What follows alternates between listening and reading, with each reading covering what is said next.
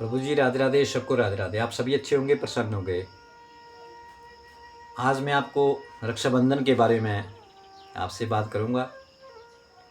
आज का दिन बहुत बड़ा दिन है, बहुत बड़ा पर्व है उनके लिए, भाई बहनों के लिए। भाई बहन के प्रेम का ये प्रतीक है जिसे हम रक्षाबंधन के नाम से जानते हैं। ये कोई धागा नहीं है, ये एक प्रेम का प्रतीक है। भाई की कलाई के ऊपर जो बहना बांधती है।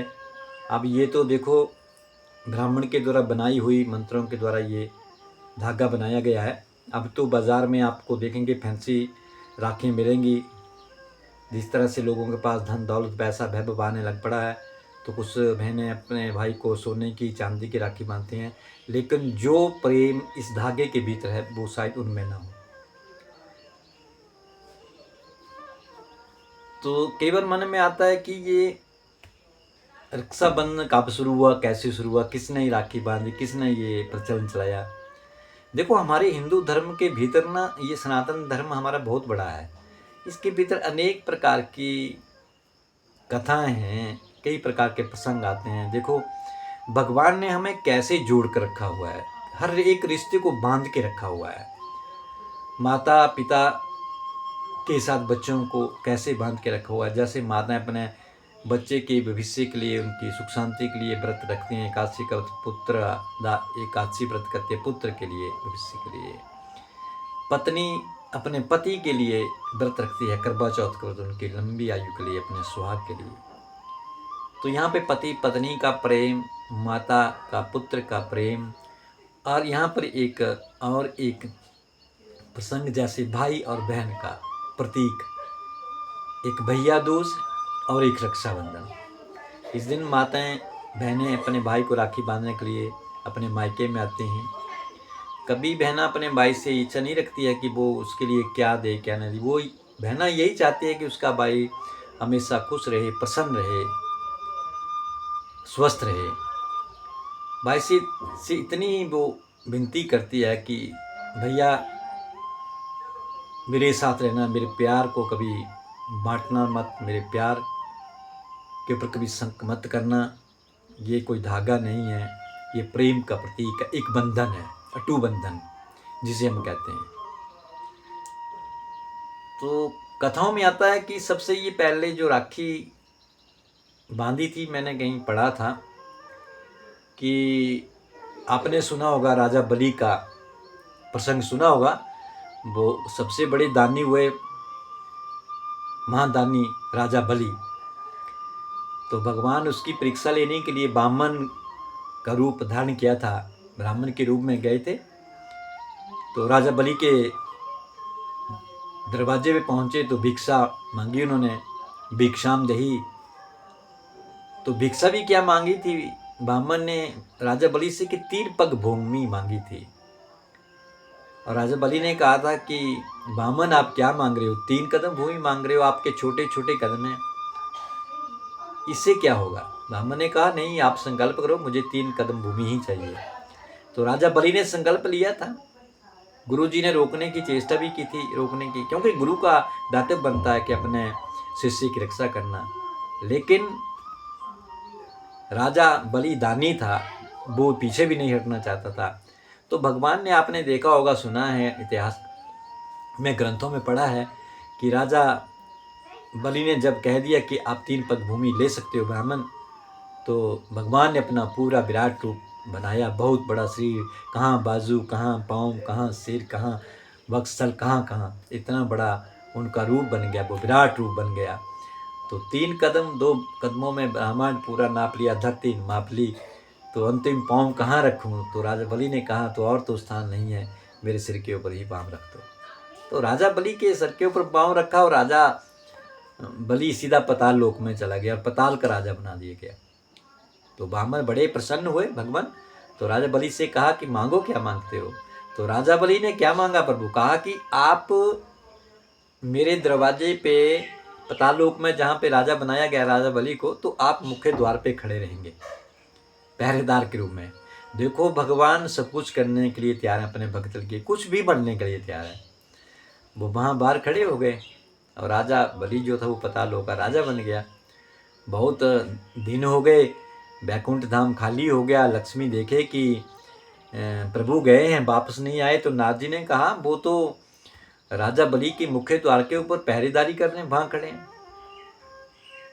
तो फिर माता लक्ष्मी ने अपने रूप को अलग किया, थोड़ा रूप चेंज किया, बदला और सीधा राजा बलि के दरबार पे पहुंच गई, पाताल लोक में चली गई।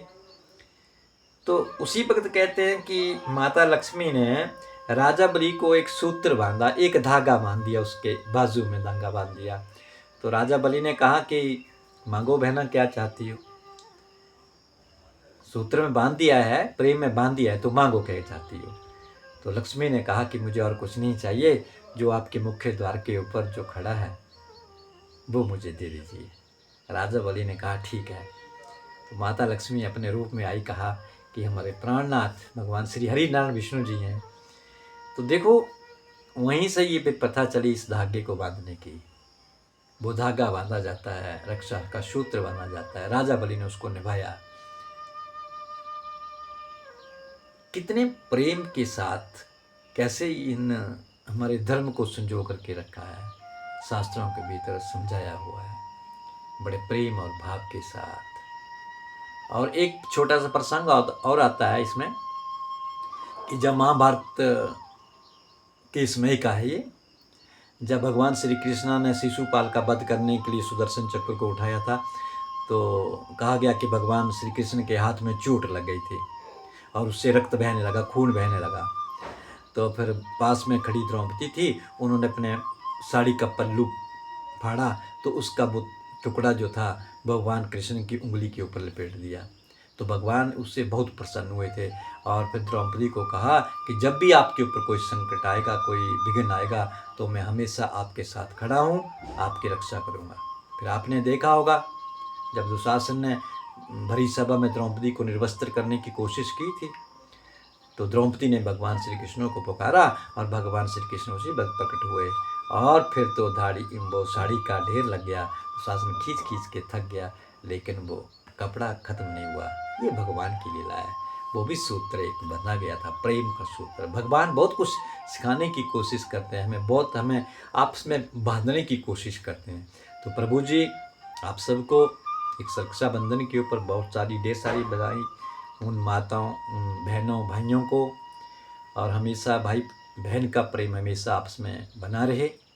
बहन आपसे कुछ नहीं चाहती है, ये मत सोचना कि बहन हमारे घर आई है, मायके आई है, अब इसे कुछ देना पड़ेगा। बहन कभी कुछ नहीं मांगती है। अपने दिल से, अपने प्रेम से उसको जो भी अर्पण कर दो, वो खुश रहती है। वो यही चाहती है कि मेरा भाई हमेशा प्रसन्न रहे, मेरी भाभी और भाई का प्रेम आपस में बना रहे, यही बहना चाहती है। तो कई बार व्यंग कर देते हैं भाई बहन के ऊपर, ऐसा नहीं होना चाहिए। भाई बहन का प्रेम जो है बड़ा अटूट है और पवित्र है, इसको ऐसे ही बना रहने देना चाहिए। और भाई को भी चाहिए कि बहन की वो हमेशा, अगर कोई लाचार है, गरीब है, कोई बहना हो जाता है, सभी एक जैसे नहीं होते हैं, तो भाई को चाहिए कि अपनी बहन का हमेशा हाल चाल पूछें। ज़्यादातर मैं कहता हूँ ज़्यादा नहीं जा सकते हो, कम से कम आप फ़ोन के द्वारा बहना का हाल चाल पूछ सकते हो। कभी कभार आप अपनी बहन के घर भी जा सकते हैं, 1 महीने में नहीं, 2-4 महीने के बाद जाओ, अपनी बहना का हाल चाल पूछो। किसी प्रकार की कोई तंगी है तो उसकी हमें हेल्प करनी चाहिए, सहायता करनी चाहिए। यही भाई बहन का प्रेम है। और बाकी बहन कुछ नहीं चाहती, वो तो यही चाहती है कि मेरा भाई हमेशा प्रसन्न रहे, खुश रहे और उसकी लंबी आयु हो। जब तक भाई है, बहन है, माता पिता के बाद अगर घर में कोई, मायके में अगर कोई है, तो वो भाई और भाभी ही है। और ऐसे ना हो कि भाई भी मुंह फुलाए और भाभी मुंह फुलाए, वैसा भाव नहीं होना चाहिए। क्योंकि जो उस घर में उसकी भाभी आई है, उसका भी मायका है, उसका भी भाई होगा। अगर वहीं भी वैसा ही उसके साथ व्यवहार किया जाए जैसा वो अपनी नंद के साथ करती है, तो फिर तो ऐसे ही होगा। तो ऐसा भाव मन के भीतर नहीं रखना है। सभी के लिए प्रेम हृदय में होना चाहिए और मिलजुल कर रहना चाहिए। इसी के साथ हमारे रिश्ते जो हैं वो बंधे रहते हैं और बने रहते हैं। ये रक्षाबंधन के वो छोटा सा प्रसंग है। इसको, मेरे चैनल को अवश्य सब्सक्राइब करें और लाइक करें। सबको राधे राधे।